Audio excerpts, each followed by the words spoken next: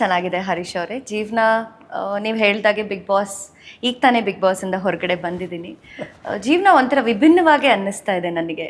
Because ಎಲ್ಲ ಕಲಾವಿದರಿಗೂ ಒಂದು ಆಸೆ ಇರುತ್ತೆ, ಏನು ಅಂತಂದರೆ ಎಲ್ಲರೂ ನನ್ನನ್ನು ಗುರ್ತು ಹಿಡಿಬೇಕು, ಎಲ್ರಿಗೂ ನಾವು ತುಂಬ ಹತ್ತಿರ ಆಗಬೇಕು, ಆ ಫೇಮ್ ಬೇಕು, ಆ ಲೈಮ್ ಲೈಟ್ ಬೇಕು, ಇದು ಬಹಳನೇ ನಿರೀಕ್ಷೆ ಮಾಡ್ತಾ ಇರ್ತಾರೆ. ಐ ಥಿಂಕ್ ಬಿಗ್ ಬಾಸ್ ಅನ್ನುವಂಥ ಒಂದು ವೇದಿಕೆ, ಅದರಲ್ಲೂ ಅಂಥ ದೊಡ್ಡ ವೇದಿಕೆ, ಪ್ರಾರಂಭದ ದಿನದಿಂದ ಹಿಡಿದು 113 ದಿನದ ಪ್ರಯಾಣದ ತನಕ ಕೊನೆಯ ದಿನದವರೆಗೂ ಕೂಡ ನಾನು ಅಲ್ಲಿರ್ತೀನಿ. ಸೊ ನಾನು ಏನೇನು ನಿರೀಕ್ಷೆ ಮಾಡಿದ್ದೆ ಎಲ್ಲವನ್ನ ಪಡ್ಕೊಂಡು ಹೊರಗಡೆ ಬರ್ತೀನಿ, ಒಂದು ಸಾರ್ಥಕತೆ. ಬಟ್ ಬಿಗ್ ಬಾಸಿಂದ ಬಂದಮೇಲಂತೂ ಖಂಡಿತ ಲೈಮ್ ಲೈಟಲ್ಲಂತೂ ಇರೋದು ಸತ್ಯ. ಬಟ್ ಒಂದೊಂದು ಸಲ ಬೇಡ ಅಂದರೂ ಹೌದು ಹೌದು. ತುಂಬ ಚೆನ್ನಾಗಿದೆ ಜೀವನ, ತುಂಬ ಚೆನ್ನಾಗಿದೆ. ಓಕೆ, ಗೆಳತಿ ಎಂಟ್ರಿ ಕೊಟ್ಮೇಲೆ ಹೌ ಇಸ್ ಯುವರ್ ಲೈಫ್, ನಿಮ್ಮ ಬದುಕು? ಸಿ, ಜಾನ್ವಿ ಹೇಳಿದಾಗೆ ಈಗ ಆಲ್ಮೋಸ್ಟ್ ನನಗೆ 40 ವರ್ಷ ಆಯ್ತಾ. ಆದರೆ ಮಾಡಿದ್ರು, ಸಾಮಾನ್ಯ ಮಾಡಲ್ಲ, ಬಟ್ ಸ್ಟಿಲ್ ಮಾಡಿದ್ರು.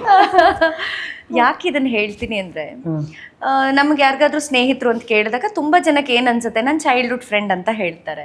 ಅಥವಾ ಏಜ್ ಆಫ್ 20, 25, 30s ತನಕನೂ ನಮಗೆ ಒಂದು ಬಾಂಡ್ ಸಿಗುತ್ತೆ. ಅಥವಾ ಒಂದು ಬೇರೆ ಕುಟುಂಬಕ್ಕೆ ಹೋದಾಗ ಮದುವೆ ಆಗಿ ಅಲ್ಲಿ ಯಾರೋ ನಮಗೆ ಕುಟುಂಬದವರು ಸ್ನೇಹಿತರಾಗ್ತಾರೆ, ಈ ಥರದ್ದು ಒಂದು ಜರ್ನಿ. ಬಟ್ ನಾವು ಯಾವತ್ತೂ ಈ ಹಿಂದೆ ನೋಡಿರಲಿಲ್ಲ. ಅಂದರೆ ನೋಡಿರಲಿಲ್ಲ ಅಂತಂದರೆ ಪರಿಚಯ ಇತ್ತು, ಬಟ್ ತೀರಾ ಈ ಥರದ ಒಂದು ಸ್ನೇಹ ಇರಲಿಲ್ಲ. ಹೇಗೆ, ನೀವೆಲ್ಲ ನೋಡಿದ್ರಿ ಅವ್ರನ್ನ? ಅವರು ನನ್ನ ಆಕ್ಚುಲಿ ಪ್ರಜಾದಲ್ಲಿ ಬರೀ 15 ಡೇಸ್ ಕೆಲಸ ಮಾಡಿದ್ದೆ. ಪ್ರಜಾದಲ್ಲಿದ್ದಾಗ ಇವ್ರು ಇಂಟರ್ವ್ಯೂ ತಗೋಬೇಕಿತ್ತು. ಒಂದು ಕ್ಲಬ್ ಅಲ್ಲೋ ಪಾರ್ಕ್ ಅಲ್ಲೋ ನಾನು ಹೋಗಿದ್ದೆ, ಸೆಂಚುರಿ ಕ್ಲಬ್ ಅಲ್ಲಿ. ಅವಾಗ ನಾನು ಇಂಟರ್ವ್ಯೂ ತಗೊಂಡೆ. ಆಮೇಲೆ ನಾವೊಂದು ಯಾವ್ದೋ ಒಂದು ವಿಚಾರದ ಬಗ್ಗೆ ಡಿಸ್ಕಸ್ ಮಾಡಿದ್ವಿ ಅಷ್ಟೇ. ಅದ್ ಬಿಟ್ರೆ ನಮಗೆ ಕಾಂಟ್ಯಾಕ್ಟು ಇಲ್ಲ. ಫಸ್ಟ್ ಇಂಪ್ರೆಷನ್ ಹೇಗಿತ್ತು ಅವಾಗ as a news anchor Jahnavi meets Ashwini? ನಾನು ಹೇಳ್ಬಿಡ್ತೀನಿ. ನಾನು ಜಾಹ್ನವಿ ನೋಡಿದ ತಕ್ಷಣ, ಹಿಂದೆ ಜಾಹ್ನವಿ ನೋಡಿದ್ದೆ, ಅವರು ಒಂದಷ್ಟು, ಬಟ್ ನನಗೆ ನೋಡಿದ ತಕ್ಷಣ ಓ ಮೈ ಗಾಡ್, ಈ ಆಂಕರ್ ಇವರು ಅಲ್ಲ ಅನ್ಸುತ್ತೆ ಅಂತ. ಅಂದರೆ ಅಷ್ಟು ಸುಂದರವಾಗಿರುವಂತಹ ಬ್ಯೂಟಿ ವಿತ್ ಬ್ರೈನ್ಸ್ ಅಂತ ಹೇಳ್ತಾರಲ್ಲ, ಆ ಥರದ ಒಂದು ಪರ್ಸ್ನಾಲಿಟಿ. ಬಿಕಾಸ್ ಅವತ್ತು ಆ ಒಂದು ಸಂದರ್ಭದಲ್ಲಿ ನಾನು ಜಾಹ್ನವಿ ನೋಡಿದಾಗ ತುಂಬ ಟ್ರೆಂಡಲ್ಲಿದ್ದರು. ನ್ಯೂಸ್ ಆ್ಯಂಕರ್ಗಳು ಕೂಡ ಹೀಗಿರ್ತಾರ ಅಂತ ಯಾಕೆ ಹೇಳ್ತೀನಿ ಅಂದರೆ, ಶಿ ಇಸ್ ಮಾಡರ್ನ್ ಮಿಕ್ಸ್. ಯಾಕಂದ್ರೆ ನಾವು ನ್ಯೂಸ್ ಆ್ಯಂಕರ್ಸ್ ಅಂದ ತಕ್ಷಣ ತುಂಬ ಹೀಗೆ ಕೂತ್ಕೊಂಡು ಹೇಳಿ ಇದನ್ನು ನೋಡಿದ್ವಿ. ಬಟ್ ಜಾಹ್ನವಿ ಅಂತ ನಾನು ನೋಡಿದಾಗ ಶಿ ವಾಸ್ ವೆರಿ ಪ್ರಿಟಿ. ಹೌದು ಹೌದು. ನಾನು ಯಾಕೆ ಇವ್ರ ಸಿನಿಮಾಗೆ ಬರಬಾರ್ದು, ಯಾಕೆ ಇವ್ರ ಸೀರಿಯಲ್ಗೆ ಬರಬಾರ್ದು ಅನ್ನೋ ಒಂದು ಇದರಲ್ಲೇ ನಾನು ನೋಡಿದ್ದೆ. So first impression was she is very beautiful ಅಂತ. ಔಟ್ಸೈಡ್ ಇಂದ ಅಂದ್ರೆ ಹೊರಗಡೆಯಿಂದ ಆ ಸೌಂದರ್ಯ ನಾನು ಏನು ಹೇಳಿಲ್ಲ, ನನಗೇನು ಗೊತ್ತಿಲ್ಲ. ಅವರು ಕೂಡ ಬಹಳನೇ ಪ್ರೊಫೆಷನಲ್ ಆಗಿದ್ರು ನನ್ನ ಜೊತೆಗೆ. Because she was an anchor, ನಾನು ಒಬ್ಬ ಸೆಲೆಬ್ರಿಟಿಯಾಗಿ ಹೋದಾಗ ನಾವಿಬ್ರು ಹೇಗೆ ಮಾತಾಡಬೇಕು ತುಂಬಾ ಪ್ರೊಫೆಷನಲಿ ನಾವಿಬ್ರು ಮಾತಾಡ್ಕೊಂಡಿದ್ವಿ, ಅಷ್ಟು ಪರಿಚಯ ಇತ್ತು. ಅದಾದ್ಮೇಲೆ ನಾವಿಬ್ರು ಭೇಟಿ ಮಾಡಿದ್ದು ಬಿಗ್ ಬಾಸ್ ಅಲ್ಲೇನೆ ಅಷ್ಟೇ. ಹೌದು ಹೌದು. ಫೋನ್ ನಂಬರ್ ಎಕ್ಸ್ಚೇಂಜ್ ಆಗಿಲ್ಲ, ಖಂಡಿತ ಇಲ್ಲ. ಸಂಬಂಧನೇ ಇಲ್ಲ. ಮತ್ತೆ ಅವ್ರು ಬರ್ತಾರೆ ಅನ್ನೋದು ನನಗೂ ಗೊತ್ತಿಲ್ಲ, ನಾನ್ ಬರ್ತೀನಿ ಅನ್ನೋದು ಅವರಿಗೂ ಗೊತ್ತಿಲ್ಲ. ಬಟ್ ಫಸ್ಟ್ ಟೈಮ್ ಅವ್ರು ನೋಡಿದಾಗ ಏನಂತ ಅವ್ರ ಹೆಸರು ಕರೆದಿದ್ದು? ಮ್ಯಾಮ್, ಅಶ್ವಿನಿ ಮ್ಯಾಮ್ ಅಂತ. ಅಲ್ಲಿ ಅಶ್ವಿನಿ ಮ್ಯಾಮ್ ಅಂತ ಕರೆದಿದ್ರು. ಬಟ್ ಬಿಗ್ ಬಾಸ್ ಮನೆ ಒಳಗಡೆ ಹೋದ್ಮೇಲೆ ಅವರು ಬಹುಶಃ ನನ್ನ 2 ಸಲ ಅಕ್ಕ ಅಂತಾನೂ ಕರೆದಿದ್ರು ಜಾಹ್ನವಿ. ಬಿಕಾಸ್ ಆ ಥರದ ನನ್ನ ಯಾಕೆ ಅಕ್ಕ ಅಂತ ಅಂದ್ರೆ ನಾನು ಈಗ ಕೆಲವು ನೋಡಿದಾಗ ನನಗೆ ಅನ್ನಿಸ್ತು. ಬಟ್ ಅದಾದ್ಮೇಲೆ ಹೋಗ್ತಾ ಹೋಗ್ತಾ ಹೋಗ್ತಾ ನಮ್ಮ ಬಾಂಡ್ ಹೇಗಾಯ್ತು ಅಂತಂದ್ರೆ, ನಾನು ಜಾನುಮಾ ಅಂತಿದ್ದೆ, ಅವ್ರು ಆಶುಮಾ ಅಂತಿದ್ರು. ಈಗಲೂ ನನ್ನನ್ನ ಜಾಹ್ನವಿ ಅವರು ನಾನು ಬನ್ನಿ ಹೋಗಿ ಅಂತಾನೆ ಅವ್ರನ್ನ ಕರೆಯೋದು, ಅವರು ನನ್ನನ್ನು ಬನ್ನಿ ಹೋಗಿ ಅಂತಾನೆ ಇಲ್ಲ. ಸೊ ಇವತ್ತಿಗೂ ನಮ್ಮ ಫ್ರೆಂಡ್ಶಿಪ್ ಅಲ್ಲಿ ಆ ಗೌರವ, ಪರಸ್ಪರ ಗೌರವ, ಪ್ರೀತಿ ಇವತ್ತಿಗೂ ಇದೆ, ಈ ಕ್ಷಣಕ್ಕೂ ಇದೆ, ಮುಂದೆನೂ ಇರುತ್ತೆ. ಜಾನುಮಾ, ಅಶುಮಾ ತುಂಬಾ ಪ್ರೀತಿಯಿಂದ ಕರೆಯೋದು ನಾವಿಬ್ರು. ಇನ್ನೂ ಪ್ರೀತಿ ಜಾಸ್ತಿ ಆದಾಗ ಜಾನು ಅಂತೀನಿ. ಅವ್ರು ನನ್ನ ಯಾವತ್ತು ಆಶು ಅಂತ ಕರೆದಿಲ್ಲ, ಜಾನು ಅಂತಾನೆ ನಾನು ಕರೆಯೋದು. ಹೌದು. ಸೊ ಹೀಗೆ ನಮ್ಮ ಬಾಂಡ್ ಪ್ರಾರಂಭ ಆಗಿದ್ದು ಬಿಗ್ ಬಾಸ್ ಮನೆಯಲ್ಲಿ ಆ ಒಂದು ಬಾಂಧವ್ಯ ಸ್ಟಾರ್ಟ್ ಆಗಿದ್ದು. ಹರಿಯವರೇ, ಇಲ್ಲಿ ತನಕ ನಮ್ಮಿಬ್ಬರನ್ನು ಕರ್ಕೊಂಡು ಬಂದಿದ್ವಿ. ಇನ್ನೊಂದು ಹೇಳ್ತೀನಿ ಹರೀಶ್ ಅವರೇ, ನಿಮಗೆ ಹೇಳ್ತಾ ಇದ್ರಿ ಒಂದು ಕುತೂಹಲ ಇತ್ತು, ಬಿಗ್ ಬಾಸ್ ಒಳಗಡೆ ಇವರಿಬ್ರು ಕ್ಲೋಸ್ ಇದ್ರು, ಆಚೆ ಬಂದ್ಮೇಲೆ ಹೇಗಿರ್ತಾರೆ ಅಂತ. ನಾನು ಏನೇ ಇದಾದ್ರೂ ನನ್ನಲ್ಲಿ ಒಬ್ಬ ಜರ್ನಲಿಸ್ಟ್ ಇರೋದ್ರಿಂದ ನಾನು ಓಕೆ ಅಶುಮಾನ ನಾನು ಬಿಗ್ ಬಾಸ್ ಒಳಗಡೆ ನೋಡಿದ್ದೆ, ಕ್ಯಾಮ್ರಾಗಳಲ್ಲಿ ನೋಡಿದ್ದೆ. ಓಕೆ ಅಶುಮಾ ಹೇಗಿರ್ತಾರೆ ಆಚೆ ಕಡೆ ಅನ್ನೋದು ನನಗೂ ಗೊತ್ತಿಲ್ಲ, ಅವ್ರಿಗೂ ನಾನು ಏನು ಅನ್ನೋದು ಗೊತ್ತಿಲ್ಲ. ನಾವಿಬ್ರು ಬೈಲಹೊಂಗಲ ಒಂದು ಕಾರ್ಯಕ್ರಮಕ್ಕೆ ಹೋಗಿದ್ವಿ. ನಿಜವಾಗ್ಲೂ ಒಳಗಡೆ ಏನಿದ್ರು ಅದಕ್ಕಿಂತ ನನಗೆ ದುಪ್ಪಟ್ಟು ಇಷ್ಟ ಆಗ್ಬಿಟ್ರು. ಯಾಕಂದ್ರೆ ಬೈಲಹೊಂಗಲದಲ್ಲಿ ನಮ್ಮ ಜೊತೆ ಇನ್ನೊಬ್ರು ಆರ್ಟಿಸ್ಟ್ ಬಂದಿರ್ತಾರೆ, ಓಕೆ, ಈಗ ಹೆಂಗೆ ಕೆಲವ್ರಿಗೆ ಅಶ್ವಿನಿ ಅಂತ ಅಂದರೆ okay she is well settled, ಅವರು ತುಂಬ ಆ ಥರದ್ದು ಒಂದು ಮನೋಭಾವ ಕೆಲವರಲ್ಲಿದೆ. ಅವ್ರು ಹೇಗೆ ಅಂದರೆ ಅಲ್ಲಿ ಇನ್ನೊಬ್ಬ ಆರ್ಟಿಸ್ಟ್ ಇದ್ರು, ಈವನ್ ನಾನೇ ಎಷ್ಟೋ ಕಾರ್ಯಕ್ರಮಗಳಿಗೆ ಹೋದಾಗ ಓಕೆ ನಾನು ಸಪ್ರೇಟ್ ಆಗಿರ್ತೀನಿ ಹಾಗೆ ಹೀಗೆ, ಅವರು ಇನ್ನೊಬ್ಳು ಹೆಣ್ಮಗಳು ಇದ್ದಾಳೆ, ನಾವೆಲ್ಲ ಒಟ್ಟಿಗೆ ಒಂದೇ ರೂಮಲ್ಲಿ ಇರೋಣ, ಪಾಪ ಅವ್ರನ್ನೂ ಕರೆಯೋಣ, ಆ ಥರದ್ದು ನಾನು ಅಬ್ಸರ್ವ್ ಮಾಡ್ತಾ ಇದ್ದೆ. ಒಳಗಡೆಗಿಂತ ಆಚೆ ಕಡೆ ಅವ್ರು ಇನ್ನೂ ಎಷ್ಟು ಒಳ್ಳೆಯವರು ಅನ್ನೋದು ನನಗೆ ಗೊತ್ತಾಯಿತು. ಮತ್ತು ತುಂಬ ಕೇರ್ ಮಾಡ್ತಿದ್ದೆ, ಒಟ್ಟಿಗೆ ಊಟ ಮಾಡೋಣ, ಕರೀರಿ. ಅವರಂತೂ ಪರಿಚಯನೇ ಇಲ್ಲ ಇವರಿಗೆ, ನಾವಿಬ್ಬರಾದ್ರೂ ನಾವು ಕ್ಲೋಸ್ ಇದ್ವಿ. ಸೊ ಒಂದೇ ರೂಮಲ್ಲಿ ಇಲ್ಲ ಅವ್ರಿಗೂ ಸಪ್ರೇಟ್ ರೂಮ್ ಇದೆ, ಪರವಾಗಿಲ್ವಾ, ಯಾಕಂದ್ರೆ ಅಲ್ಲಿಂದ ಬಂದಿರ್ತಾರೆ ಬೆಂಗಳೂರಿಂದ. ಅಂದರೆ ನೋಡಿ ಅವರಲ್ಲಿ ಆ ಹೆಣ್ಮಕ್ಳು ಸುರಕ್ಷತೆ ಬಗ್ಗೆ ಅವ್ರು ಎಷ್ಟು ಯೋಚನೆ ಮಾಡ್ತಾರೆ ಅನ್ನೋದನ್ನ ನಾನು ಅಲ್ಲಿ ಹತ್ತಿರದಿಂದ ನೋಡಿದೆ. ಅದಾದ್ಮೇಲೆ ನಾವು ಕಾರ್ಯಕ್ರಮಕ್ಕೆ ಹೋಗ್ತೀವಿ. ಅಶ್ವಿನಿ ಅವರು ತುಂಬ ಸೀನಿಯರ್, ಅಶ್ವಿಮ. ಅಲ್ಲಿ ಕಾರ್ಯಕ್ರಮ 12 ಗಂಟೆ ಆಗುತ್ತೆ, 12:30 ಆಗುತ್ತೆ, ಸುಮ್ಮನೆ ಕೂತಿರ್ತಾರೆ ಅವರು. ಮಧ್ಯರಾತ್ರಿ 12:30 1 ಗಂಟೆ ತನಕ ಎಲ್ಲಾರನ್ನೂ ಅವ್ರು ಕರೆದು ಮಾತಾಡಿಸ್ತಾ ಇರ್ತಾರೆ. ನಾವು ಹೋಗ್ತಾ ಇರ್ತೀವಿ, ತರಲೆ ಮಾಡ್ತಾ ಇರ್ತೀವಿ. ಎಲ್ಲೂ ಅಷ್ಟೇ ನಂಗೆ ಲೇಟ್ ಆಯ್ತು ಹೋಗೋಣ, ಬೆಳಿಗ್ಗೆ ಬೇರೆ ತುಂಬಾ ಬೇಗ ಫ್ಲೈಟ್ ಇತ್ತು. ನಾನು ಅದನ್ನೇ ಅಬ್ಸರ್ವ್ ಮಾಡ್ತಾ ಇದ್ದೆ. ನಾನು ಇಲ್ಲ ಆರಾಮಾಗಿ ಕೂತಿದ್ದಾರೆ. ಕೆಲವರೆಲ್ಲ ಈಗ ಕಾರ್ಯಕ್ರಮಕ್ಕೆ ಹೋದ್ರೆ 1 ಅವರ್ ಅಷ್ಟೇ, 1 ಅವರ್ ಆದ್ಮೇಲೆ ನಾವು ಹೋಗ್ಬಿಡ್ತೀವಿ. ಆ ಥರದ್ದು ಯಾವುದೂ ಇಲ್ಲ ಗೊತ್ತಾ. ಅಂದ್ರೆ ಆಚೆ ಕಡೆಯಿಂದ ನಾವ್ ಏನೇ ಟಫ್ ಆಗಿ ಕಂಡ್ರು ತುಂಬಾ ಹತ್ರದಿಂದ ನಾನು ಇನ್ನೂ ನೋಡಕ್ ಸಿಕ್ತು ನನಗೆ. ಅವಾಗ ನನ್ನ ಜಡ್ಜ್ಮೆಂಟ್ ಯಾವತ್ತೂ ಕೂಡ ರಾಂಗ್ ಆಗಲ್ಲ. ಇಲ್ಲ ಆ ಥರ ನನಗೆ ಆ ಥರ ಫೀಲ್ ಆಯ್ತು. ಯಾಕಂದ್ರೆ ನಾವು ಏನೇ ಇರಲಿ, ಈಗ ಬಿಗ್ ಬಾಸ್ ಅಂತ ಬಂದಾಗ ಕ್ಯಾಮ್ರಾಗಳಿರುತ್ತೆ, ನಾವು 100% ಏನು ಅಂತ ನಮಗೆ ಗೊತ್ತಾಗೋದಿಲ್ಲ. ಆಚೆ ಬಂದಾಗ ನಾವು ಹತ್ರದಿಂದ ನೋಡಿದಾಗಲೇ ನಂಗೆ ತುಂಬಾ ಖುಷಿ ಆಯ್ತು ಅವತ್ತು. ನೀವಿಬ್ರು ಕಾಣಿಸಿದ್ದು ಒಟ್ಟಿಗೆ ಜೋಡಿಯಾಗಿ ಜಗತ್ತಿಗೆ ನೋಡೋರಿಗೆ on Big Boss platform. Correct. And ನಿಮ್ಮಿಬ್ಬರಿಗೂ ತುಂಬಾ ಸಮಯ ಬೇಕಾಗ್ಲೇ ಇಲ್ಲ ಜಾಯ್ನ್ ಆಗೋದಕ್ಕೆ, ಕಾರಣಗಳು ಹಲವಾರು. ಬಟ್ ಎಷ್ಟೊಂದು ಸರಿ ನಮ್ಮನ್ನ ಯಾರನ್ನೋ ಹತ್ರ ಮಾಡೋದು ಮತ್ತು ಯಾರನ್ನೋ ದೂರ ಮಾಡೋದು ಸಿಚುವೇಶನ್. ಕರೆಕ್ಟ್. ಸೊ ಆ ಸಿಚುವೇಶನ್ ನೀವು end of the day wow ಆ ಥರದೊಂದು ಸಿಚುವೇಶನ್ ಕ್ರಿಯೇಟ್ ಆಯಿತು, ಥ್ಯಾಂಕ್ ಯು ಅಂತ ಯಾವ ಥರ ಅನ್ಕೊಂಡಿದ್ದು ಉಂಟಾ ಜಾನ್ವಿ? ಒಂದು ಏನಂದ್ರೆ ನಾವಿಬ್ರು ಒಂಟಿಯಾಗಿ ಒಳಗಡೆ ಹೋದ್ವಿ. ಸೊ ಅದು ಕೂಡ ಕಾರಣನೇ. ಯಾಕಂದ್ರೆ ಒಂಟಿ ಜಂಟಿ ಅಂತ 2 ಇತ್ತು. ಸೊ ನಾವೇನು 5 ಜನನೋ 6 ಜನನೋ ಒಂಟಿ ಆಗಿದ್ವಿ. ಸೊ ಹಾಗಾಗಿ ಯಾವ್ದಾದ್ರು ಡಿಸಿಷನ್ ತಗೋಬೇಕು ಅಂದ್ರೆ ನಾವು ಡಿಸ್ಕಸ್ ಮಾಡ್ಬೇಕಾಗಿತ್ತು. ಸೊ ನಾವು ಈ ಕ್ಲೋಸ್ ಆಗೋದಕ್ಕೆ ಅದು ಒಂದು ಕಾರಣ. ಜಂಟಿಯಾಗಿ ಏನಿದ್ರು ಅವ್ರಗಳ ಜೊತೆ ನಮ್ಗೆ ಸ್ಟಾರ್ಟಿಂಗು ಒಂಥರ ಅಪೋಸಿಟ್ ತರಾನೇ ಇರ್ತಾ ಇತ್ತು. ಅವರು ಸೇವಕರು, ನಾವು ರಾಜಾರಾಣಿಯರು. ಅದಾಯ್ತು. ಅದಾದ್ಮೇಲೆ ನಾವಿಬ್ರು ಮಾತಾಡೋದು ತುಂಬಾ ಸಿಕ್ತು. ಬಿಗ್ ಬಾಸ್ ಒಂದ್ಸಲ ಸ್ಟಾಪ್ ಆದಾಗ ತುಂಬಾ ವಿಚಾರ ನಾವು ಹಾಗೆ ಮಾತಾಡುವಾಗ ಅಲ್ಲಿ ಒಪಿನಿಯನ್ ಶೇರ್ ಮಾಡ್ಕೊಂಡಾಗ ನನಗೆ ಅವಾಗ ತುಂಬ ಭಾಳ ಇಷ್ಟ ಆದರು ಅವರು. ಶಿ ಈಸ್ ವೆರಿ ನೈಸ್ ಅಂತ ಹೇಳಿ, ಅಂದರೆ ಅವರ ನೇರವಂತಿಕೆ ಇಷ್ಟ ಆಯಿತು. ಆ ಸ್ಟ್ರಗಲ್ಲು ಪ್ರತಿಯೊಂದು ನನಗೆ ಎಲ್ಲೋ ಒಂದು ಕಡೆ ಸ್ವಲ್ಪ ಕನೆಕ್ಟ್ ಆಯಿತು. ಸೊ ಹಾಗಾಗಿ ಖುಷಿ ಆಗುತ್ತೆ. ಈಗ ಬಿಗ್ ಬಾಸಲ್ಲಿ 18 ಜನ ಇದ್ರು ನಾನು ಇವರೇ ಯಾಕೆ ಕ್ಲೋಸ್ ಆಗ್ತೀವಿ ಅಲ್ವಾ. ಅಷ್ಟೊಂದು ಜನ ಜೊತೆ ಬೇರೆಯವ್ರ ಜೊತೆನೂ ನಾವು ಕ್ಲೋಸ್ ಆಗ್ಬೋದಾಗಿತ್ತು. ಕ್ಲೋಸ್ ಆಗಿದ್ದು ಅದು ಕೆಲವು ಕಟ್ ಕೂಡ ಆಯಿತು ಒಳಗಡೆ, ಅದು ಉಳಿಲಿಲ್ಲ. ಸೊ ಇದು ಆಚೆವರೆಗೂ ಬಂದು ಉಳಿದಿದೆ ಅಂತಂದ್ರೆ ಅದನ್ನ ನಾವಿಬ್ರು ಉಳಿಸ್ಕೊಂಡಿದೀವಿ. ಆ ಫ್ರೆಂಡ್ಶಿಪ್ ನಿಜ. ರೀಸನ್ಗಳು ತುಂಬಾ, ಅಂದ್ರೆ ಆಸ್ ಮೆನ್ಷನ್ ಸ್ಟಾರ್ಟಿಂಗ್ ಅಲ್ಲೇ ಬಾಲ್ಯದ ಗೆಳತಿಯರು ಅಥವಾ ಪ್ರೊಫೆಷನಲಿ ತುಂಬ ಫ್ರೆಂಡ್ಸು, ತುಂಬ ಟೈಮ್ ಸ್ಪೆಂಡ್ ಮಾಡಿದ್ದಾರೆ, ಅಥವಾ ನೆಕ್ಸ್ಟ್ ಲೆವೆಲ್ ಜನ ಯೋಚನೆ ಮಾಡೋ ಥರ ಒಂದೇ ಜಾತಿಯಲ್ಲಿ ಯೋಚನೆ ಮಾಡ್ಬೋದೇನೋ ಮಾಡಿದ್ರೆ, ಅಥವಾ ಒಂದೇ ಪ್ರಾಂತ್ಯದವರಾದ್ರೆ ಯೋಚನೆ ಮಾಡ್ಬೋದು. ಎಲ್ಲಿಯ ಸಕಲೇಶ್ಪುರ, ಎಲ್ಲಿ ನಿಮ್ಮೂರು. ಸೊ ಎಲ್ಲೆಲ್ಲೂ ಸಂಬಂಧನೇ ಇಲ್ಲ ಇದು ಆಕ್ಚುಲಿ. ಬಟ್ ಸಿಚುವೇಶನ್ ಹೆಂಗೆ ತರಿಸುತ್ತೆ ನೋಡಿ ಇಬ್ಬರು. ಮತ್ತೆ ಏಜಲ್ಲಿ ಗ್ಯಾಪ್ ಇದೆ, ಅಲ್ಲೂ ಏನಿದಿಲ್ಲ. ಸೊ ಬಟ್ ಎಲ್ಲೋ ಒಂದ್ ಕಡೆ ಅದಕ್ಕೆ ಪೂರಕವಾಗಿ ನೀವು ಸಾಥ್ ಕೊಡ್ತೀರಾ. In what makes you Ashwini ಅವರು ಜಾನ್ವಿ ಹತ್ರ ಆಗೋಕ್ಕೆ ಕ್ಲೋಸ್ ಗೆಳತಿ? ಎಸ್. ಸೊ ಜಾನ್ವಿ ಇಷ್ಟೊತ್ತು ನನ್ನ ಬಗ್ಗೆ ಹೇಳ್ತಾ ಇದ್ರು, ಬಟ್ ಜಾನ್ವಿ ಬಗ್ಗೆ ಹೇಳಬೇಕು ಅಂದರೆ ಸುಮಾರಿದೆ. ನಾನು ಬಿಗ್ ಬಾಸ್ ಮನೆ ಒಳಗಡೆ ಜಾನ್ವಿನ ನೋಡಿದಾಗ ನನಗೂ ಕೂಡ ಒಂದು ಕುತೂಹಲ, ಗೊಂದಲ ಇತ್ತು. ಬಿಕಾಸ್ ಆಟಕ್ಕೆ ಅಂತ ಬಂದಾಗ ಅವರು ಬಿಗ್ ಬಾಸ್ ಆಟ ನೋಡ್ಕೊಂಡು ಬಂದಿದ್ರು. ಜಾನ್ವಿಗೆ ಗೊತ್ತಿತ್ತು she is a follower of Bigg Boss. ನಾನು ಬಿಗ್ ಬಾಸ್ ಯಾವತ್ತೂ ನೋಡಿರಲಿಲ್ಲ, ನಂಗೆ ಗೊತ್ತಿಲ್ಲ.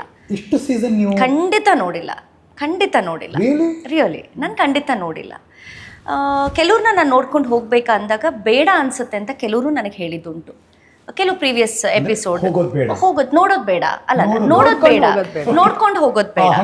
ನೀವು ನೋಡ್ಕೊಂಡು ಹೋದಾಗ ನೀವಾಗಿರಲ್ಲ, ಬೇರೆಯವ್ರನ್ನ ನೀವು ಕಾಪಿ ಮಾಡ್ತೀರಿ. ಹೌದು. ಬಟ್ ಅಲ್ಲಿ ಬಿಗ್ ಬಾಸ್ಗೆ ಹೋದಾಗ ಡೇ 1 ಹಿಡಿದು ಜಾನ್ವಿ ನಾವು ಜೊತೆಗೆ ಇದ್ದಂಥ ಅಷ್ಟು ದಿನ, ಒಂದೊಂದು ಕ್ಷಣ ಒಂದೊಂದು ದಿನನೂ ಕೂಡ ಅವ್ರು ನನಗೆ ಹೇಳೋರು, ಇದು ಹೀಗೆ ವರ್ಕ್ ಆಗುತ್ತೆ, ಇದು ನೀವು ಹೀಗೆ ಮಾತಾಡದೆ ಇದು ಹೊರಗಡೆ ಹೀಗೆ ಪ್ರೊಜೆಕ್ಟ್ ಆಗುತ್ತೆ, ನಮ್ಮನ್ನು ಹೀಗೆ ತೋರಿಸ್ತಿರ್ತಾರೆ, ನಾವು ಹೀಗೆ ಪ್ರತಿಯೊಂದರಲ್ಲೂ ಅವ್ರು ನನಗೆ ಹೇಳೋರು. ಹೇಳ್ತಾ ಹೇಳ್ತಾ ಅವ್ರು ಹೇಳೋದಕ್ಕೂ ಅಲ್ಲಿ ಸನ್ನಿವೇಶಗಳು ಬರೋದಕ್ಕೂ ಕೂಡ ಪ್ರತಿಯೊಂದು ಹಾಗೆ ಆಗ್ತಾ ಇತ್ತು. ಜರ್ನಲಿಸಂ ಮೈಂಡ್ ಕೆಲಸ ಹೌದು ಅದು ಬಿಡಿ, ಅದು 100% ಅದು ಹೇಳೋ ಹಾಗೆ ಇಲ್ಲ. ಪಕ್ಕಾ ಪಕ್ಕ ಹೌದು. ಆದ್ರೆ ಎಷ್ಟೋ ವಿಚಾರಗಳು ನಾನು ಬಿಗ್ ಬಾಸ್ ಇಂದ ಹೊರಗಡೆ ಬಂದ್ಮೇಲೆ ನನಗೆ ಇನ್ನೂ ರಿಯಾಲಿಟಿ ಅರ್ಥ ಆಗಿದ್ದು, ಎಸ್ ಜಾನ್ವಿ ವಾಸ್ ರೈಟ್ ಅಂತ. ಜಾನ್ವಿ ವಾಸ್ ರೈಟ್ ಬಿಕಾಸ್ ನಾನು ನೇರ ಅವ್ರು ಹೇಳೋರು ಈಗಲ್ಲ ಇದು ಹೀಗೆ ಆಗತ್ತೆ ಅಂತ, ನಮಗೆ ಗೊತ್ತಿಲ್ವಲ್ಲ ಅದು. ಬಟ್ ನನಗೂ ಅಲ್ಲಿ ಇಷ್ಟ ಆಗಿದ್ದು ಜಾನ್ವಿಯ ಒಂದು ವ್ಯಕ್ತಿತ್ವ. ನಾನು ಎಷ್ಟು ಸ್ಟ್ರಾಂಗ್ ಆಗಿರ್ತೀನೋ, ನಾನು ಎಷ್ಟು ನೇರವಾಗಿ ಮಾತಾಡ್ತೀನೋ, ಜಾನ್ವಿ ಕೂಡ ನೋ ಫಿಲ್ಟರ್ಸ್, ನೇರ ಮಾತಾಡ್ತಾರೆ, ಏನಿದ್ರು ನೇರ ಹೇಳ್ತಾರೆ. ಆ ಒಂದು ಇದು ನನಗೆ ತುಂಬ ಇಷ್ಟ ಆಗ್ತಾ ಹೋಯಿತು. ಆ್ಯಂಡ್ ಜಾನ್ವಿ ಹೇಳಿದ ಹಾಗೆ ಬಿಗ್ ಬಾಸ್ ಮಧ್ಯದಲ್ಲಿ ಸ್ಟಾಪ್ ಆಗುತ್ತೆ, ನಾವು ಹೊರಗಡೆ ಉಳ್ಕೋಬೇಕಾಗತ್ತೆ ಒಂದು ದಿನ. ಆವತ್ತು ನನಗೂ ಜಾನ್ವಿಗೂ ಒಂದಷ್ಟು ಸಮಯ ಸಿಗುತ್ತೆ ತುಂಬ ಪರ್ಸ್ನಲ್ ಮಾತಾಡ್ಕೊಳ್ಳೋದಕ್ಕೆ. ಈಗ ಗೊತ್ತಲ್ಲ ನಿಮ್ಗೆ ಹೆಣ್ಮಕ್ಳು ಸೇರಿದಾಗ ಫಸ್ಟ್ ಅಂದರೆ ನಾವಿಬ್ಬರು ಬಹುಶಃ ಜಾನ್ವಿಯವರು ಕೂಡ ಪರ್ಸ್ನಲ್ ಅಷ್ಟು ಬೇಗ ಯಾರ ಜೊತೆ ಹಂಚ್ಕೊಳ್ಳಲ್ಲ, ನಾನು ಕೂಡ ಅಷ್ಟೇ. ನನ್ನ ವೈಯಕ್ತಿಕ ಬದುಕನ್ನು ಯಾರ ಜೊತೆಲೂ ಅಷ್ಟು ಸುಲಭವಾಗಿ ನಾನು ಹಂಚ್ಕೊಳ್ಳಲ್ಲ. ಆದರೆ ನಮ್ಮಿಬ್ಬರಿಗೂ ಅನ್ನಿಸ್ತು ನಾವು ಹಂಚ್ಕೋಬೇಕು ಅಂತ ಹಂಚ್ಕೊಂಡ್ವಿ. ಅದಾದಮೇಲೆ ನಾನು ಜಾನ್ವಿನ ನೋಡುವಂತಹ ದೃಷ್ಟಿಕೋನ ಬದಲಾಯಿತು, ಅವ್ರು ನನ್ನನ್ನು ನೋಡುವಂಥ ದೃಷ್ಟಿಕೋನ ಬದಲಾಯಿತು. ಇಬ್ಬರೂ ಕೂಡ ಒಂದು ರೀತಿಲಿ ಬಿಗ್ ಬಾಸ್ ಮನೆಯಲ್ಲಿ ಐ ಥಿಂಕ್ ಗೊತ್ತಿಲ್ಲ ಅದು ಹೇಗೆ ಕನೆಕ್ಟ್ ಆಯಿತು ಅನ್ನೋದು ನಮ್ಗೆ ಇವತ್ತಿಗೂ ಗೊತ್ತಿಲ್ಲ Harish. We became very close. ಎಷ್ಟೋ ಸಿಚುವೇಶನ್ ಅಲ್ಲಿ ಈಗ ಮನೆಯಿಂದ ಲೆಟ್ರ್ ಬರ್ತಾ ಇತ್ತು, ವೀಕೆಂಡ್ ಅಲ್ಲಿ ಸುದೀಪ್ ಸರ್ ಏನೋ ಹೇಳ್ತಾ ಇದ್ರು, ಆದ್ರೂ ಅದು ನಮಗೆ ದೂರ ಆಗ್ಬೇಕು ಅಂತ ಅನಿಸ್ತಾನೆ ಇರ್ಲಿಲ್ಲ. ಈಗ ಪ್ರಯತ್ನಗಳಾಯ್ತು, ಒಂದು ಈವನ್ ಗೇಮ್ ಅಲ್ಲೂ ಕೂಡ ಪ್ರಯತ್ನಗಳು ಆಗ್ತಿತ್ತು. ಏನೋ ಈಗ ಗರ್ಲ್ ಫ್ರೆಂಡ್ ಬಾಯ್ ಫ್ರೆಂಡ್ ಬಗ್ಗೆ ಹೇಗ್ ಮಾತಾಡ್ತಾರೆ, ನಮ್ಮ ಫ್ರೆಂಡ್ಶಿಪ್ ಬಗ್ಗೆ ಮಾತಾಡೋರು. ಬದುಕಲ್ಲಿ ತುಂಬಾ ಜನ ಬರ್ತಿರ್ತಾರೆ, ನಮ್ಗೆ ಲೈಫಲ್ಲಿ ಇದ್ದೇ ಇರ್ತಾರೆ. ಬಿಗ್ ಬಾಸ್ ಒಳಗಡೆ ಈಗ ಜರ್ನಲಿಸ್ಟ್ ಅಷ್ಟು ಈಸಿಯಾಗಿ ಯಾರು ನಂಬಲ್ಲ, ಈಗ ಆರ್ಟಿಸ್ಟ್ ಜರ್ನಲಿಸ್ಟ್ ಈಸಿಯಾಗಿ ನಂಬಲ್ಲ. ನೀವಿಬ್ರು ಪ್ರೊಫೆಷನಲ್ ಜಾಯಿನ್ ಆಗಿದ್ದೇ ಒಂದು ಅದ್ಭುತ. ಒಂದು ಗೆಳೆತನ ಆಗಬೇಕು ಅಂದ್ರೆ ಟ್ರಸ್ಟ್ ತುಂಬಾ ಇಂಪಾರ್ಟೆಂಟ್. ಹುಕ್ ಆಗಿದೆ ಇಲ್ಲಿ ಜಾನ್ವಿಗೆ ಅಶ್ವಿನಿ ಅವ್ರ ಮೇಲೆ. ಅದೇನೆ ಈಗ ಹೆಂಗಾಯ್ತು ಅಂದ್ರೆ, ನನಗೆ ಫಸ್ಟ್ ಆಫ್ ಆಲ್ ಏನಂದ್ರೆ, ಈಗ ಇವ್ರನ್ನ ಬಿಟ್ಟು ಒಂದಷ್ಟು ಜನ ಕಂಟೆಸ್ಟೆಂಟ್ಸ್ ಎಲ್ಲ ಹೇಗೆ ಅಂದ್ರೆ ಏನ್ ಮಾತಾಡಿದ್ರೆ ತಪ್ಪಾಗುತ್ತೋ ಅನ್ನೋ ಒಂದು ಭಯ ಆಯ್ತು. ಇನ್ನ ಕೆಲವರು ಗೇಮ್ ಬಗ್ಗೆ ತಿಳ್ಕೊಂಡು ಬಂದು ಕ್ಯಾಮ್ರಾ ಮುಂದೆ ಏನ್ ಮಾತಾಡಿದ್ರೆ ಆಚೆ ಕಡೆ ಚೆನ್ನಾಗಾಗತ್ತೆ ಅನ್ನೋದ ತಿಳ್ಕೊಂಡು ಕೆಲವ್ರು ಆಟ ಆಡ್ತಾ ಇದ್ರು.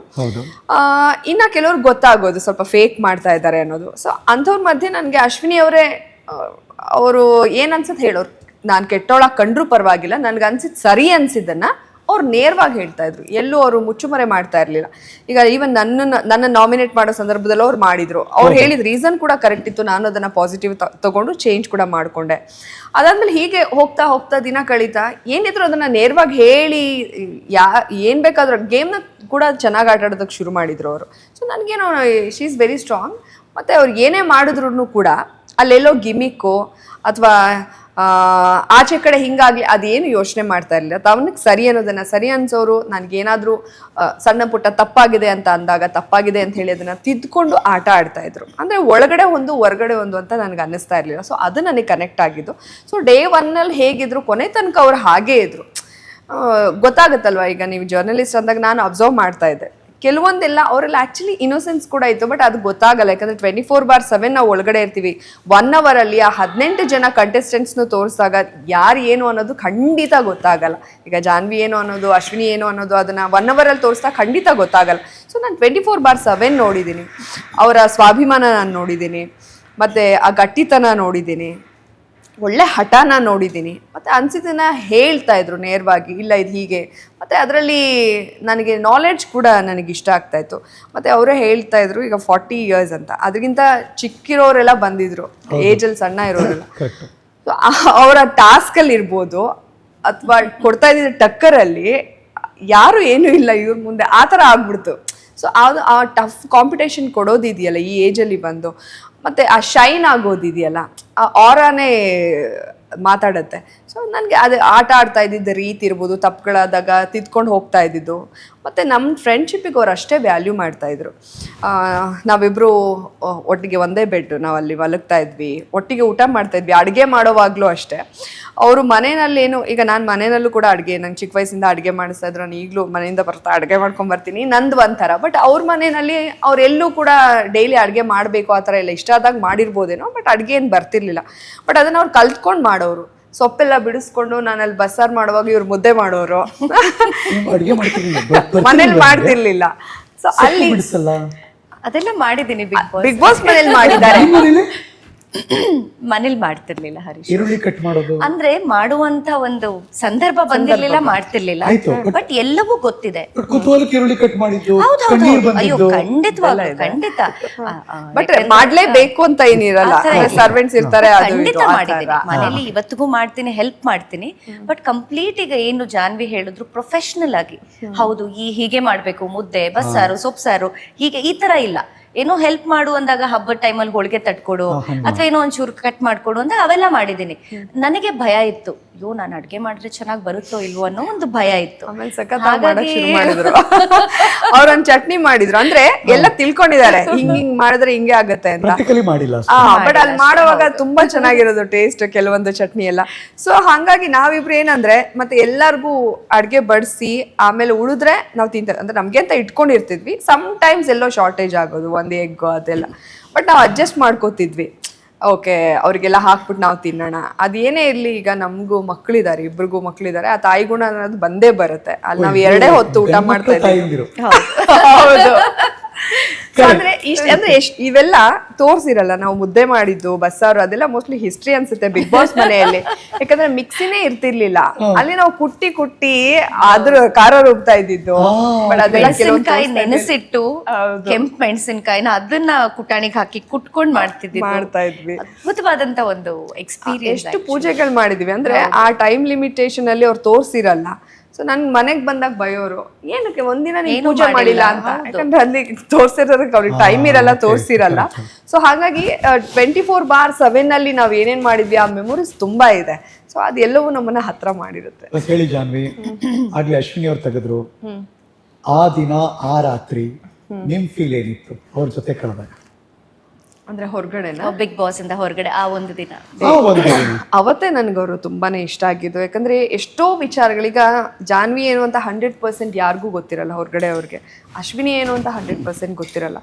ಬಟ್ ಅವತ್ತಿನ ದಿವಸ ವಿಚಾರಗಳನ್ನ ಶೇರ್ ಮಾಡ್ಕೊಂಡಾಗ ಹೊರಗಡೆಯಿಂದ ನಾವು ಎಷ್ಟೇ ಸ್ಟ್ರಾಂಗ್ ಆಗಿ ಕಾಣಿಸಿದ್ರು ನಮ್ಮ ಲೈಫ್ ನಮ್ಗೇನೋ ಅನ್ನೋದು ಗೊತ್ತಿರುತ್ತೆ. ಬಟ್ ಅದನ್ನೆಲ್ಲ ನೋಡಿದಾಗ ಶಿ ಈಸ್ ವೆರಿ ನೈಸ್ ಅನ್ನೋದು ಗೊತ್ತಾಗುತ್ತೆ. ಅಂದರೆ ದುಡ್ಡಿಗಾಗಲಿ ಯಾವುದಕ್ಕೂ ವ್ಯಾಲ್ಯೂ ಮಾಡಲ್ಲ. ಎಲ್ಲರೂ ಅಷ್ಟೇ ಪ್ರೀತಿ ವಿಶ್ವಾಸಕ್ಕೇ ನಾವು ಹೆಣ್ಮಕ್ಳು ಹಾತೊರೆಯೋದು. ಸೊ ಆ ಪ್ರೀತಿ ವಿಶ್ವಾಸಕ್ಕೆ ಅವ್ರು ಕೊಡೋ ವ್ಯಾಲ್ಯೂ ಅದೆಲ್ಲವೂ ನನಗೆ ಗೊತ್ತಾಯಿತು ನಾವಿಬ್ಬರು ಮಾತಾಡ್ತಾ ಇದ್ದಾಗ. ನಾನು ಎಷ್ಟೋ ವಿಚಾರಗಳನ್ನ ಶೇರ್ ಮಾಡಿದಾಗ ಅವ್ರಿಗೂ ಶಾಕ್ ಆಗಿದ್ದಿದೆ. ಸೊ ಹಾಗಾಗಿ ಎಲ್ಲೋ ಒಂದು ಕಡೆ ಒಂದೇ ದೋಣಿಯ ಪ್ರಯಾಣಿಕರು ಅನ್ನೋ ಥರನೇ ನನಗೆ ಫೀಲ್ ಆಯಿತು. ಅದೇ ಅನಿಸ್ತು, ಅಂದರೆ ಎಷ್ಟೋ ಸ್ಟ್ರಗಲ್ ಮಾಡ್ಕೊಂಡು ಬಂದಿರ್ತೀವಿ. ನಿಜ ಫೇಸ್ ಯಾರಿಗೂ ಗೊತ್ತಾಗಲ್ಲ. ಬಿಗ್ ಬಾಸಲ್ಲಿ ನಾವು ಟಾಸ್ಕ್ ಆಡ್ತೀವಿ, ಮಾತಾಡ್ತೀವಿ, ಜಗಳ ಆಡ್ತೀವಿ, ಟು ದ ಪಾಯಿಂಟ್ ಮಾತಾಡ್ತೀವಿ. ಅದರಲ್ಲೂ ನಮ್ಮಿಬ್ಬರು ವಾಯ್ಸ್ ಚೆನ್ನಾಗಿದೆ, ಕನ್ನಡ ಚೆನ್ನಾಗಿದೆ, ಫ್ಲೋ ಅಲ್ಲಿ ಬಂದ್ಬಿಡುತ್ತೆ ಎಲ್ಲ. ಹತ್ತಿರದಿಂದ ನೋಡಿದಾಗ ನನಗೆ ಅದು ತುಂಬ ಇಂಪ್ರೆಸ್ ಆಯಿತು. ಮತ್ತು ಹತ್ತಿರ ಆಗೋದಕ್ಕೆ ಅದೇ ಕಾರಣ ಆಯಿತು.